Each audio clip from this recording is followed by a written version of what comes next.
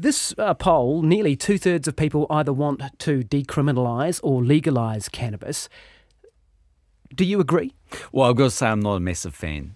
It's been my long-standing view, really, that one of the things that Parliament does is send a message to people about activity we want to see or not want to see. And in the case of drugs, I think if we were, as a Parliament, were to decriminalise, then one of the messages we'd be sending is that increased drug use is okay. Now, I know that people would say, well, it seems a bit silly given this widespread, recreational use, and we know that. But I don't think the police really, for the most part, do prosecute in this case. Okay, I just pick you up on that, though, because isn't your job as a parliamentarian, the job of Parliament is to make laws, not to send some sort of subliminal message to someone about what they do. If the law is not fit for purpose, then change the law. Well, I don't think that's right. I mean, we send longer sentences, for instance, for domestic violence because we're trying to send a message as a Parliament that we're deeply opposed to the domestic violence statistics in New Zealand. We're going to do something about it.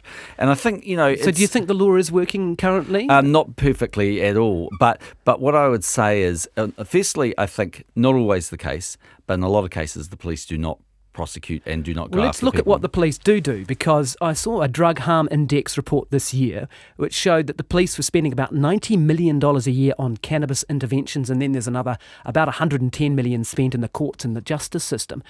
Is that money well spent going after people for cannabis? Yeah, but a fair bit of that, most probably, I don't know because I haven't looked at the stats, but I'm guessing a fair bit of that will be people that are manufacturing, growing the drugs, selling it, all that sort of stuff, which actually in the poll people are deeply opposed to, even if they're giving it to their friends. I mean, I think the other thing is that, I remember the debate around legal highs. It was a very intensive debate. So there was, a view at the time that these things were legal around the world and that, anyway, they skirted the law somehow and you should be able to use them. Communities were up in arms. Yeah, I think but they were more rightfully dangerous than cannabis, weren't they, in many cases? I don't know. People who made them would argue not. But my point was that, okay, if you legalise cannabis, you have to sell it somewhere.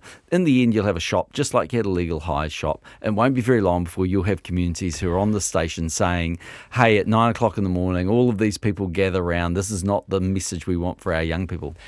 What about decriminalisation then, though? The idea that you don't get convicted if you've got a small amount of cannabis, you get a spot fine or you get referred to a health service. Well, there's no question that there's been an international move towards liberalisation of drug laws. You've seen that in the States. I don't know how many, it's 11 states or something in the United States.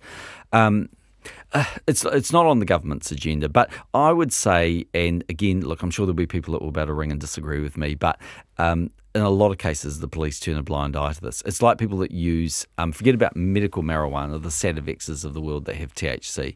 I mean, what the debate really is about for some people is, should they be able to smoke a joint if they're dying of a terminal illness? Well, the truth is the police don't prosecute people when that happens. And do you think that the police turn a blind eye to small amounts of possession for personal use too? Well, I think there are times where they might prosecute. And there may well be a number of factors involved. Do you think there. they should prosecute in those examples? Oh, look. Should it be that's the question. Should it be an offence, a conviction, to have a small amount of cannabis for personal use? One of the things I think when the police undertake their activities, people break the law all of the time. I mean, technically, if you go 51 kilometres an hour in a 50 kilometre an hour speed zone, you're breaking the law.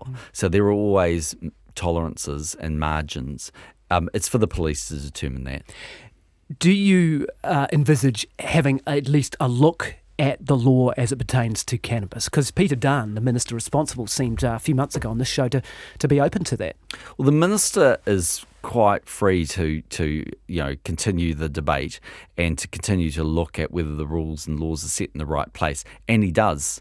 He's been looking at these, certainly around how easy it is to access basically THC-based products. Yeah. But in terms of legalisation or decriminalisation, it's a flat no from you, is it? Well, I'm not a massive fan of it, I've got to say, no.